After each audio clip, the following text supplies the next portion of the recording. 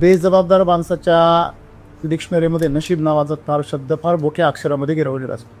हा तोच माणूस आहे जो नेहमी बेजबाबदारीने वागत आलेला आहे. जेव्हा जेव्हा प्रतिकूल परिस्थिती येते त्याला स्वतःवरती अन्याय झाल्यासारखं वाटतो, त्याला स्वतःबद्दल सहानुभूती वाटते, असफलता मिळते. जेव्हा त्याला संघर्ष करावा लागतो त्यावेळेस तो नेहमी नशिबाचं नाव पुढे करतो की कर्म म्हणजे क्रिया. जे काही घडतंय तुम्ही जिवंत आहात म्हणजे कर्म घडणारच. मग ते जाणतेपणाने घडणार, अजाणतेपणाने. सद्गुरूजी वेगळ्या दृष्टिकोनातून आम्हाला सांगतात की जबाबदारीने जगणं, स्वतःच्या जीवनाची जबाबदारी स्वतःहून घेणं म्हणजे कर्म.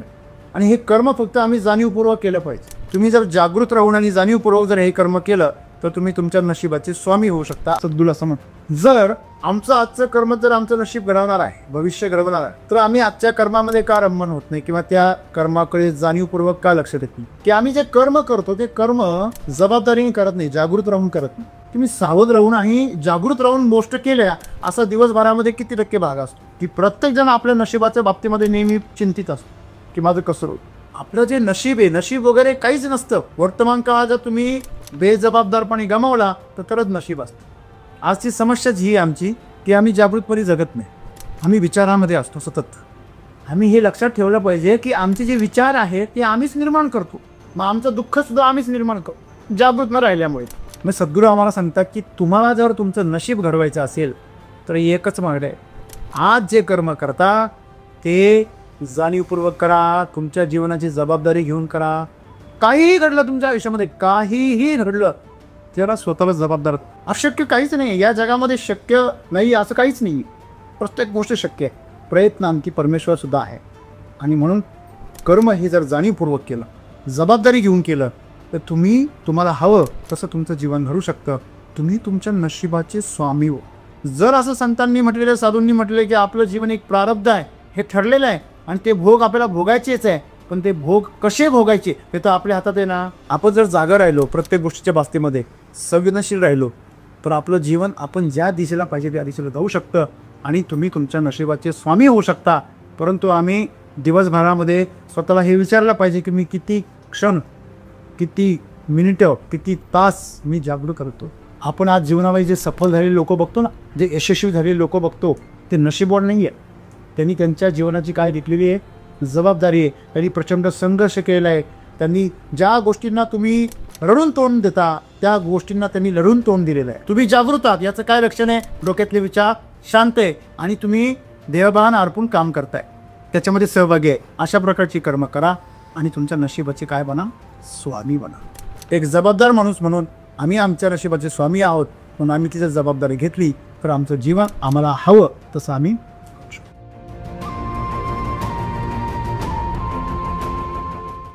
कर्म म्हणजे स्वतःच्या जीवनाची जबाबदारी घेणे. तुमच्या कर्माला अधिक जाणीवपूर्वक प्रक्रिया बनवून तुम्ही स्वतःच्या नशिबाचे स्वामी बनता. रामसर आपल्याला सांगतात की जर आपण काटे जर पेरले तर पुढे जाऊन काय होणार आहे? त्याचं काटेरीच झाड उगणार आहे आणि तेच काटे आपल्याला काय होणार? तुटणार आहेत किंवा टोचणार आहे.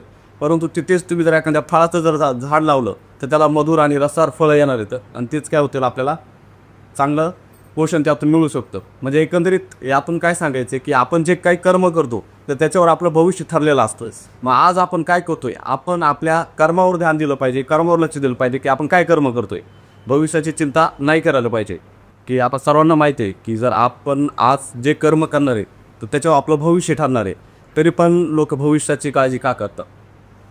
मित्र, बेजबाबदार माणसाच्या डिक्शनरीमध्ये नशीब नावाचा तार शब्द फार मोठ्या अक्षरामध्ये गिरवलेला असतो. त्याच्या आयुष्यामध्ये अनेक वेळा त्याने नशीब हा शब्द अनेक वेळा त्याने गिरवलेला असतो. अनेक कारणांसाठी त्याने तो पुढं केलेला असतो. हा तोच माणूस आहे जो नेहमी बेजबाबदारीने वागत आलेला आहे. जेव्हा जेव्हा प्रतिकूल परिस्थिती येते त्याला स्वतःवरती अन्याय झाल्यासारखं वाटतो, त्याला स्वतःबद्दल सहानुभूती वाटते, असफलता मिळते. जेव्हा त्याला संघर्ष करावा लागतो त्यावेळेस तो नेहमी नशिबाचं नाव पुढे करतो आणि स्वतःची कीव करून घेतो. तर मित्र, सद्गुरू आज आम्हाला सांगताय आम्ही जी काही कर्म करतो ते कर्म म्हणजे ते कार्य किंवा ते काम, ती क्रिया. बघा, कर्म या शब्दाची व्याप्ती फार मोठी आहे. कर्म म्हणजे काम, कर्म म्हणजे क्रिया, कर्म म्हणजे कार्य. आणि कर्म म्हणजे तुमच्या डोक्यामध्ये निर्माण होणारा प्रत्येक विचार हा देखील एक कर्म आहे. सूक्ष्म कर्म, स्थूल कर्म, हेतुपूर्वक केलेलं कर्म, अहेतुक केलेलं कर्म, सापेक्ष कर्म, निरपेक्ष कर्म. त्याच्या सगळ्या गोंधळात न पडता मी तुम्हाला एवढं सांगेन की कर्म म्हणजे क्रिया. जे काही घडतंय, तुम्ही जिवंत आहात म्हणजे कर्म घडणारच. मग ते जाणतेपणाने घडणार, अजाणतेपणाने. सद्गुरूजी वेगळ्या दृष्टिकोनातून आम्हाला सांगता की जबाबदारीने जगणं, स्वतःच्या जीवनाची जबाबदारी स्वतःहून घेणं म्हणजे कर्म आहे. आपापल्या जीवनाची जबाबदारी स्वतःने घेणं म्हणजे ते कर्म आहे. आणि हे कर्म फक्त आम्ही जाणीवपूर्वक केलं पाहिजे. तुम्ही जर जागृत राहून आणि जाणीवपूर्वक जर हे कर्म केलं तर तुम्ही तुमच्या नशिबाचे स्वामी होऊ शकता, असं सरळ सरळ स्वामी सद्गुरू असं म्हण. जर आमचं आजचं कर्म जर आमचं नशीब घडवणार आहे, भविष्य घडवणार आहे, तर आम्ही आजच्या कर्मामध्ये का रममान होत नाही किंवा त्या कर्माकडे जाणीवपूर्वक का लक्ष देत नाही? त्याचं कारण आहे की जसं सायकलला आपण जर पॅन्डल मारला तर सायकलला एक गती येते. जेव्हा सर्वात अबोध स्वरूपामध्ये होतो, लहान होतो, लहान बाळ होतो, तेव्हा आमच्या डोक्यामध्ये विचार हा फार दुर्मिळ असायचा. मग आजूबाजूच्या माणसांनी विचार टाकला. पहिला विचार काय टाकला? ही मम्मी आहे, हे पप्पा आहे, हे पाणी आहे. एक एक वस्तू जे डोक्यामध्ये टाकली. मग हे चांगलं आहे, हे वाईट आहे, हे आपलं आहे, हे परकं आहे, हे योग्य आहे, हे अयोग्य आहे, अशा प्रकारे एक एक गोष्ट त्याच्या मनामध्ये भरली गेली. आणि मग जेव्हा जसं जसं त्याच्या मेमरीमध्ये डेटा वाढत गेला तसं तसं त्याच्या विचारांची प्रक्रिया सुरू झाली. त्याला तिथे भरपूर वस्तू टाकल्या आणि त्याला विचारलं, हां याच्यामध्ये तुझी खेळणी कोणती आहे? शाळेमध्ये गेला, शिक्षकांनी त्याच्याभोवती गोंधळ घालायला सुरुवात केली. त्याच्यामुळे त्याला विचार करण्याला भाग पडायला लागला. मग त्याला पूर्ण त्याच्या शिक्षण कालावधीमध्ये त्याला विचार करण्याची प्रक्रिया तो शिकला. आता बघा, जर एखाद्या माणसाने नवीन नवीन मोटरसायकल घेतली पहिल्यांदा, हे काही कारण नसताना चक्रवाईत राहते प्रतीक. आता जुनी मोटरसायकल गाडी, त्याला म्हणा बरं इथे सहज बिटकोवरून चक्कर मारून येऊ सांग, तुमचं नको रे, फार बोर झाला. एखाद्या नवीन नवीन कार घेतली तर विनाकारण असं 2-4 गल्ल्यांमधून चक्कर मारून येतो. लोकांना दाखवून येतो, बघा मी कार घेईल, फास्ट चालवेल, स्लो चालवेल, मध्येच ब्रेक मारेल, लोकांचं लक्ष वेधून घेण्याचा प्रयत्न. आता मला सांगा, तुम्ही कार घेतली, लोकांना काय करायचं आहे? लोकांना त्यात बसायचं आहे का? समस्या ही आहे की जेव्हा नवीन गोष्ट आम्हाला एखादी प्राप्त होते, आम्ही तिच्याबरोबर रमतो, खेळतो. तसंच एक विचार करण्याची जी क्षमता आमच्यामध्ये आहे, तिच्याबरोबर खेळण्याची एक वृत्ती आम्हाला तरुणपणामध्ये जात. बघा, माणसं शब्दाबरोबर फार खेळत. तुम्ही तरुण आहे बघा, डोकं लावायला एक नंबर, त्यांना हृदय लावायला सांगा, ते फार अवघड आहे त्यांचं.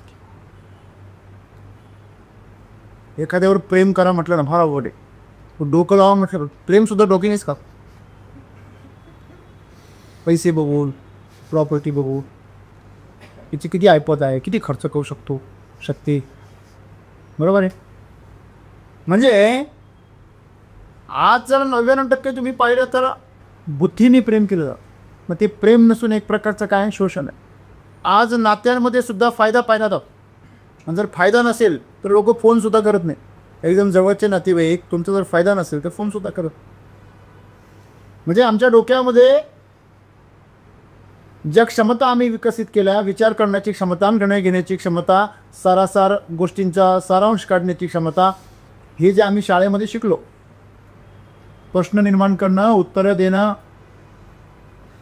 सारांश काढणं, निर्णय घेणं, योग्य अयोग्य ठरवणं, दोघांमधली फरक स्पष्ट करणं, हे सगळे आम्ही शाळेमध्ये शिकलो. आणि मग त्याच्यामुळे मेंदूला एक सवय लागली डोकं लावण्याची, विचार करण्याची. खरं तर आपल्या बुद्धीला धारदार बनवण्यासाठी ती गोष्ट गरजेची आहे, परंतु आम्हाला ती गोष्ट चालू तर करता येते, पण ती बंद होत नाही. आम्हाला सक्रिय होण्याचं, इंजिन चालू करायचं शिकवलं जातं, पण पेट्रोल संपेपर्यंत ते इंजिन बंदच नाही होत. मेंदू नावाचं जे यंत्र आहे ते जोपर्यंत त्यातली शक्ती क्षीण होत नाही तोपर्यंत ते सतत विचार करतच राहतं. बेलगाम त्याचे विचारही सतत चालू असतात आणि विचारांची जी साखळी आहे ती साखळी आज माणसाला काय करते, थकवते. आणि म्हणून तुम्ही जे मगाशी विचार केला की माणसं वर्तमान काळात का जगत नाही, कारण जो विचार चालू असेल तर तुम्ही वर्तमान काळामध्ये जगूच शकत. तुम्ही विचारात असाल आणि तुम्ही आचारात असाल. तुम्ही एकाच वेळेस आचारामध्ये विचारामध्ये असू शकत नाही. आणि जर असाल तर ती एक फसवणूक. पाखंड म्हणजे ते तुम्हाला खंड खंड करतं, तुम्हाला तुकड्यांमधून. मला सांगा, तुमचा हात वेगळा, पाय वेगळे, मुडकं वेगळं असं जर असलं तर काय नाही, लोक जाऊन टाकतील तुम्हाला, आहे की नाही. तुमची अंतिम यात्रा करून टाक. बरोबर आहे. म्हणजे अगदी यंत्र जरी असलं त्याचे जर अवयव आपण वेगळे केले, हे यंत्रसुद्धा काम नाही करणार. मग तुमचं हे जे जीवन आहे हे खंड खंड राहून कसं काम करेल. म्हणून पाखंड हे महापाप म्हटलेले. अध्यात्मामध्ये पाखंडासारखं दुसरं पाप नाही. तुम्ही एखादी जी हत्या केली ते सुद्धा छोटं पाप, याच्याकडे महापाप, त्याच्यापेक्षा मोठं पाप नाही. पाखंड म्हणजे काय, जे नाही आहेत तसे समजणं. मग विचार तुम्हाला अशा प्रकारचं एक जाणीव निर्माण करून देतो की तुम्ही असे आहात. तुम्हाला एक स्वरूप, एक आभासी स्वरूप प्राप्त करून दे. पूर्वीच्या काही गावामध्ये पाटीलकी फार चालायची. आता जशी साहेबगिरी चालते तसं पाटलाचं पोर म्हटलं की त्याचा गावात उभा बसायचं. ते असं वाताळा जरी असलं तरी पैलवान त्याला घाबरायचे. पैलवान त्याच्या शेगड्याला नाही, पाटीलकीला घाबरायचे. बरोबर आहे. सांगण्याचं तात्पर्य काय आहे की स्वतःची एक अशा प्रकारची आभासी प्रतिमा, आणि ते जर एकटं सापडलं एखाद्याला तरी एका कानामागे खाली आडवं पडे, एक कानामागे दिली तरी. म्हणजे सांगण्याचं तात्पर्य काय आहे की त्याची जी ओळख आहे ती आभासी आहे. तशी अशा प्रकारची आभासी ओळख आम्ही प्रत्येकाने आमच्या मेंदूमध्ये, आमच्या डोक्यामध्ये तयार केलेली आमच्याबद्दल. आम्ही असे आहोत, आम्ही तसे आहोत. हे प्रतिमा आहे, एक काल्पनिक. आणि त्या प्रतिमेला आमच्या कुणीतरी नाव ठेवलं, कुणी अपमान केला, कुणी विश्वासघात केला तर त्याला धक्का पोचतो. अपयश आलं तर त्याला धक्का पोचतो.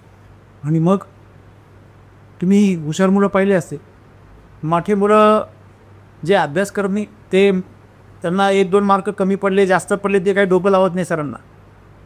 पण ज्याला 90च्या पुढं मार्क पडले ना ते सरांना डोकं लावतं. सर इथं मला 1 मार्क कमी दिला तो, की पेपर घेऊन सरांकडे जात. ते खाली बसेल राहतं. हे म्हणतं मला काठावर 35 पडले तरी मी खुश आहे, याला 90 पडली तरी लढतं हे. त्याच्यामुळे बऱ्याच जणांना 90 मार्क पडू नये असं वाटतं. बऱ्याच जणांना असं वाटतं की वरती गेल्यावर जर अशी अवस्था असेल की तुम्ही न गेलं बरं. म्हणजे यशाच्या शिखरावर गेलेली माणसं आणखीन भरकटतात. ते स्वतःच्याबद्दल अशा नको असलेल्या अशा प्रकारच्या कल्पना तयार करतात आणि म्हणून भ्रमित अवस्था तयार होते. तुम्ही नाही आहात तसं तुम्हाला स्वतः असल्यासारखं वाटतं. मुळात हे जे 1 नंबर आलेले किंवा जे 100 पैकी 100 मार्क पाडलेले जे आहेत विद्यार्थी, त्यांनी कृपया एक स्वतःला समजून सांगितलं पाहिजे की जर 100% अभ्यासक्रम असेल तर त्याच्यापैकी फक्त 2% अभ्यासक्रमावर प्रश्नपत्रिका असते. किती? 2%. म्हणजे 2% तो 100% पडलेले आहे. म्हणजे अख्ख्या अभ्यासक्रमामध्ये तुला 2% मार्क पडलेले. म्हणजे अख्ख्या जर पुस्तकाचं जर प्रश्नपत्रिका काढली तर त्याचे 100 पैकी 100 कोणालाच पडू शकत. हॅलो, प्रत्येक धड्यावर जर 100% प्रश्न काढले तर 100 पैकी 100% पडतील कोणाला. आम्ही जेव्हा 10वीला होतो 21 अपेक्षित प्रश्नसंच, म्हणजे त्यांना अगोदर माहीत असते हे येणारे अपेक्षित. आणि मुलं एवढे हुशार की बाकी पुस्तक महत्वाचे की 21च वाचायचे. की आम्ही जे कर्म करतो ते कर्म जबाबदारीने करत नाही, जागृत राहून करत नाही. सद्गुरू काय म्हणतात की आज आम्ही जे जीवन जगतो, समजा आज आमचं जे जीवन आहे, तुम्ही मला हे सांगू शकता की ह्या जीवनाचा किती टक्के भाग हा तुमचा जागृत आहे. तुम्ही सावध राहून आणि जागृत राहून गोष्ट केल्या असा दिवसभरामध्ये किती टक्के भाग असतो. का तुम्ही विचारामध्येच काही गोष्टी करत राहता असा किती भाग असतो. कुठल्या तरी विचारात हरवलेले, कुठेतरी लक्ष आहे, मी करता हे लक्ष कुठेतरी दुसरीकडेच आहे. हातामध्ये झेंडूचं फुले, लक्ष मात्र त्या फोटोतल्या गुलाबाच्या कलर. हे स्वतःचं स्वतः आलेला असू आहे. बरोबर आहे. काहींचं याच्या उलटं पण असतं. हातामध्ये गुलाबाचं फुलं असतं पण त्याचं लक्ष झेंडूच्या फुलात राहतं. तुम्ही ह्या भ्रमात राहू नका की तुमच्याकडे गुलाबाचं असतं तर काय झालं असतं. नाही, तुम्ही तेव्हा चेंडूच्या फुलाकडे गेले असते. नाही, याचं फुलाची पार लई सवय झाली आता, वास कधी येत नाही त्याचं. मनुष्याची फार मोठी तारांबळ आहे. आणि म्हणून तुम्ही जिथे आहात तिथं का नसता, तुम्ही जागृत का नसता? कारण शरीर आणि मनाच्या स्तरावरती माणसाला सतत बदल हवा असतो. एक जर तिखटाचा घास खाल्ला तर एक गोडाचा घास हवा असतो. एक जर कडवट घास खाल्ला तर एक आंबट घास हवा असतो. सतत कडवट घास सतत गोड आंबट घास बी आम्हाला चालत. दारू पिणारी सुद्धा मधून मधून चकना खाल्ल्याशिवाय राहत नाही.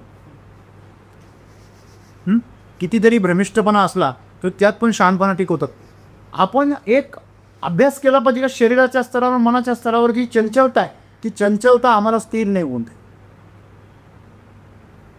पहिला घास खाताना फार इंटरेस्ट असतो आपल्याला, काय स्वाद असेल कसा असेल. चांगला स्वाद असेल तर आणखीन एक घास खाण्याची इच्छा होती. 2-3 घास होईपर्यंत ते चांगला स्वाद असलेलं जेवणसुद्धा तुम्हाला एक ठिकाणी स्थिर करू शकत नाही. करताय का? नाही. 4-5व्या घासाला तुम्ही काय रे काय कोणता रील बघतो, खाय ना तो तुझा. म्हणजे मन लगेच भरकटतं. आणि ही सवय जी आम्हाला लागली, आम्ही त्या सायकलला पॅन्डल मारून ठेवलेली आधी आणि त्याला ती सवय लागली. प्रत्येकजण स्वतःचं अस्तित्व त्या ठिकाणी दाखवण्याच्या प्रयत्नामध्ये स्वतःला अशा सवयी लावून देत असतात. काही जण जेवण करताना आवाज करतात की हे जे सगळं चित्रविचित्रपणा आहे हा फक्त एकच गोष्टीसाठी, लक्ष वेधून घेण्यासाठी. आणि म्हणून सद्गुरू आज आम्हाला असं सांगता की प्रत्येकजण आपल्या नशिबाच्या बाबतीमध्ये नेहमी काय असतो, चिंतित असतो की माझं कसं होईल. ओके नाही, आईला काळजी असते माझ्या बाळाचं कसं होईल, बाळाला पण काळजी असते माझं कसं होईल. बरोबर आहे ना. मित्रांनो, ही जी काळजी आहे ती कशामुळे, ज्याने आजमध्ये भरपूर अभ्यास केला त्याला परीक्षेची काळजी करायची कारण आहे का? सकाळी एक मकाचा व्हिडिओ यूट्यूबवर आला, रील, आणि एकाच बेडवर शिळ्या बेडवर 3रं पीक त्यांनी काढलं. तर खाली एक शेतकरी लगेच कमेंट्स केली, अरे एस्थेटिकवाल्यांनो जरा खरं तरी बोलत जा, मी पण वापरतो एस्थेटिक, मला तर काय फरक नाही पडला.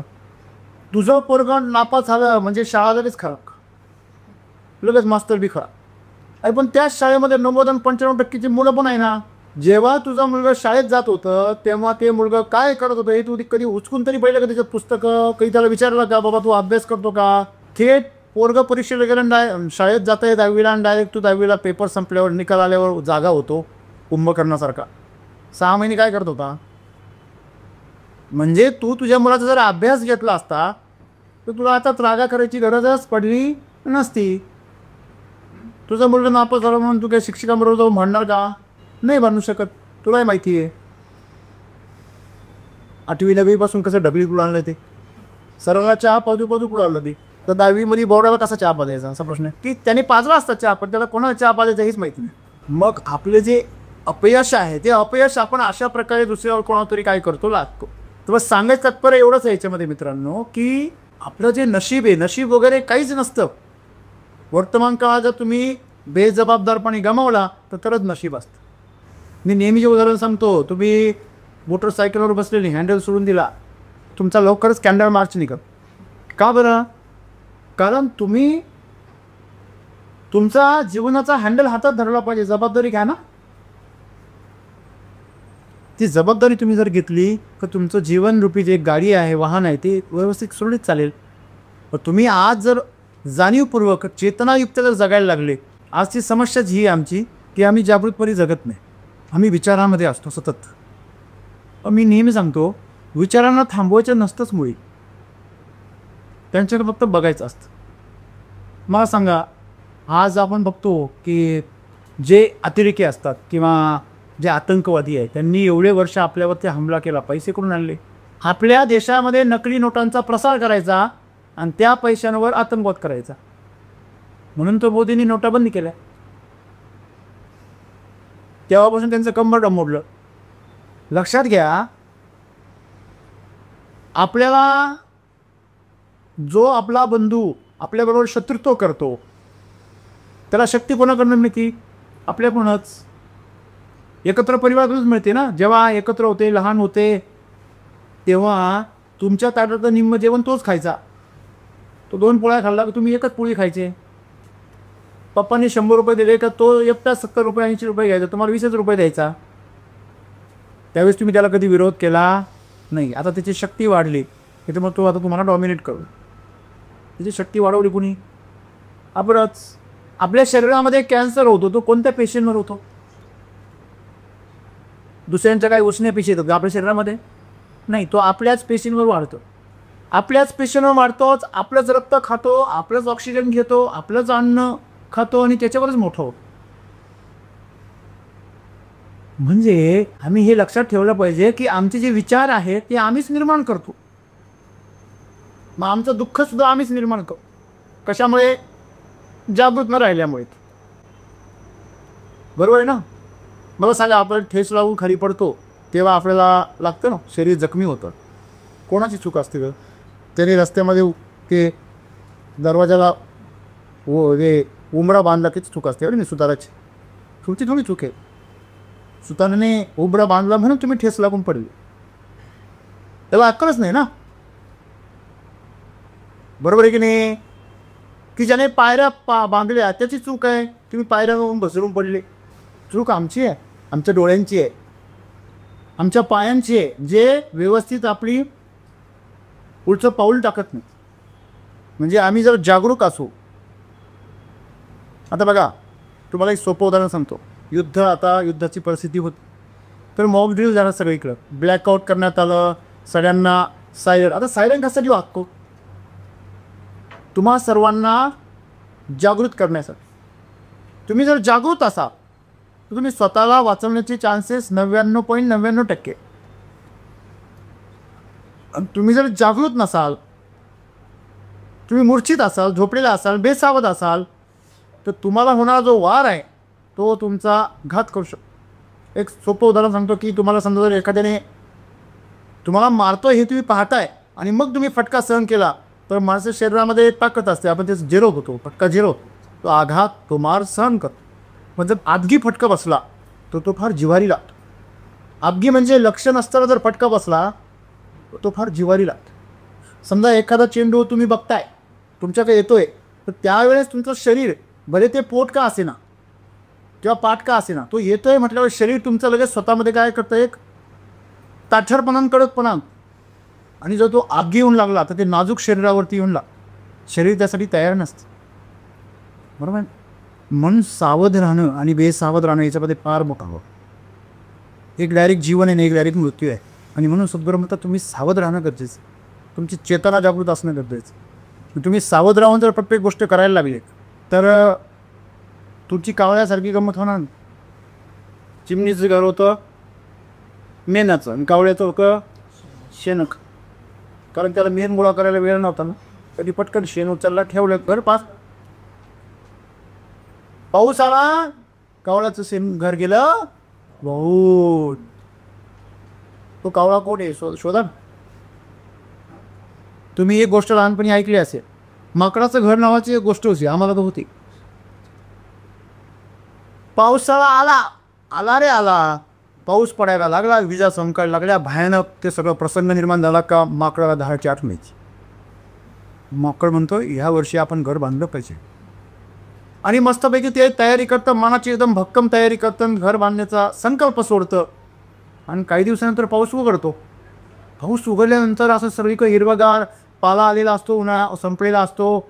आणि वृक्ष असा उन्हाळ्यामधून एकदम अलगद अशा श्रावणामध्ये आल्यानंतर त्याला ते विसर पडतो की आपल्याला घर बांधायचं होतं. मग काय करायची घर?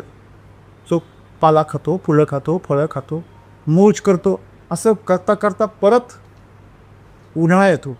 उन्हाळ्यात आल्यावर पालाच नसतो. मग आता घर कसं बांधायचं आहे? तुम्ही आता घर बांधायची का इच्छा आहे, पण आता पालाच नाही आहे. थांबा, आता पावसाळ्यात परत पाऊस येतो आणि त्याला परत घराची आठवण येते का रे घर बांधायचं आहे. असे काही पावसाळे गेले, पण आज खरं तर माकडाने घर बांधलं, पण त्याला दरवर्षी आठवण येते घर बांधायचं. मित्रांनो, हेच सद्गुरू आम्हाला सांगताय की त्याच्या नशिबामध्ये घर का नाही आहे? तो त्याचं कर्म जाणीवपूर्वक कधी जागरूकपणे करत नाही. जेव्हा तुमच्यावर अन्याय झाला असं तुम्हाला वाटतं, जेव्हा माझ्यासोबत न्याय होत नाही आहे, मला यश प्राप्ती मिळत नाही आहे, किंवा माझ्या आयुष्यामध्ये चांगल्या गोष्टी घडत नाही आहे, तेव्हा आम्ही स्वतः त्या बाबतीमध्ये खूप केविलवाणी होत, सुखाची फार कीव येते आपल्याला, अरे देवानी माझ्याबरोबर कसं केलं का. परंतु जेव्हा तुम्हाला संधी दिली होती जबाबदारीने वागण्याची, जेव्हा तुमच्याजवळ तो काळ होता, अनुकूल काळ होता, त्या काळामध्ये तुम्ही तर मौज केली, तुम्ही बेजबाबदार वागलात. आहे तरुण तर घे मजा करून असं म्हटलात. त्या माकडासारखी आमची अवस्था आहे, त्या कावळ्यासारखी आमची अवस्था. आमचं आयुष्य बावळेपणाने जातं. मग जागृत राहिलं पाहिजे. मग सद्गुरू आम्हाला सांगतात की तुम्हाला जर तुमचं नशीब घडवायचं असेल तर एकच मार्ग आहे, आज जे कर्म करता ते जाणीवपूर्वक करा, तुमच्या जीवनाची जबाबदारी घेऊन करा. काहीही घडलं तुमच्या आयुष्यामध्ये, काहीही घडलं त्याला स्वतःला जबाबदार. तुम्ही आता पाकिस्तानावरती सिंदूरची कारवाई झाली, त्याला पण मी जबाबदार आहे. काही जण असं कल्पना करते डोक्यानं, काही जण फार विचार करतात, मला माहिती नाही, फार गंभीर विचार करतात. एक लक्षात घ्या, ज्या गोष्टी तुमच्या हातात नाही, ज्या गोष्टींशी तुमचा संबंध नाही, त्याचा विचार करणे म्हणजे खाजावा अजून जखम केल्यासारखं आहे. जेव्हा माणसाला काहीच उमजत नाही आणि कुठेच असं मन रमत नाही, तेव्हा विनाकारण माणूस कुठेतरी पेपर घेतो, कुठेतरी मोबाईल उचकून बघतो, कुठेतरी काहीतरी करत बसतो, ह्याला फोन लावतो, त्याला फोन लावतो, ह्याच्याजवळ जाऊन बसतो, उगाच विचारतो काय करता, दिसतंय डोळ्याने चांगलं काय करता, नाही विचार काय खात. जोपर्यंत तू समोरच्या डोक्यात गंधन घालीत नाही, तुला काय वाटतं रे सिंधू स्ट्राईक नंतर काय होईल, आपल्याला जर अनुभव पडला तर काय, जिथे अनुभव पडणार आहे तर मग एकदा जीवन सोडायला पाहिजे. आपण आपल्या आयुष्याचं किती अनमोल जीवन, अनमोल क्षण, अनमोल शक्ती अशी वाया घालवतो व्यर्थ गोष्टींसाठी, निरर्थक गोष्टींसाठी. आणि मग हे कधी होतं, तुम्ही एखादा दारोडा पाहिला, काही पण बोलत असतो, तुम्ही पाहिला असेल का तो कशी बडबड करतो, असंबंध बडबड करतो. हां, तो असंबंध अशी बडबड करतो की त्याचा काही संबंध नसतो. म्हणून तो पाकिस्तानची चांगली चिरवली, माझा पर्यायच नाही झाला. हे का होतं, कारण शुद्धीवर ना, बरोबर आहे. आणि म्हणून आपण शुद्धीवर जर असलो तर आपलं जसं आपलं पुढचं आयुष्य आपल्याला हवं आहे तसं आपण ते खाऊ शकतो. मग तुम्ही एक विद्यार्थी असाल तर तुम्ही अभ्यास कराल, पूर्ण शक्तीपणाला लावा, जे समजत नाही ते समजून घ्याल, पाठपुरावा कराल, वाढीव अभ्यास कराल, सराव कराल, स्वतः परीक्षा घ्याल. अशक्य काहीच नाही या जगामध्ये, शक्य नाही असं काहीच नाही, प्रत्येक गोष्ट शक्य आहे. प्रयत्नांती परमेश्वरसुद्धा आहे. आणि म्हणून कर्म हे जर जाणीवपूर्वक केलं, जबाबदारी घेऊन केलं तर तुम्हाला हवं तसं तुमचं जीवन घडू शकतं. तुम्ही तुमच्या नशिबाचे स्वामी हो. बघा किती सुंदर. म्हणजे जर असं संतांनी म्हटलेलं, साधूंनी म्हटलेलं की आपलं जीवन एक प्रारब्ध आहे, हे ठरलेलं आहे आणि ते भोग आपल्याला भोगायचेच आहे, पण ते भोग कसे भोगायचे हे तर आपल्या हातात आहे ना. एखाद्या जंगलातून जायचं आहे, मग घाबरत जायचं की धाडसानं जायचं हे तर तुमच्या हातात आहे ना. कडू कारलं खायचं आहे, मग आनंदाने खायचं की तोंड लाकड्या तिकडे विचकून खायचं हे तुमच्या हातात आहे ना. आनंदाने खाल्लं तर तुमच्या तोंडामध्ये लाळ सरवेल, पाचनतंत्र वाढेल, ती गोड होऊन जाईल कारलं तुमचं.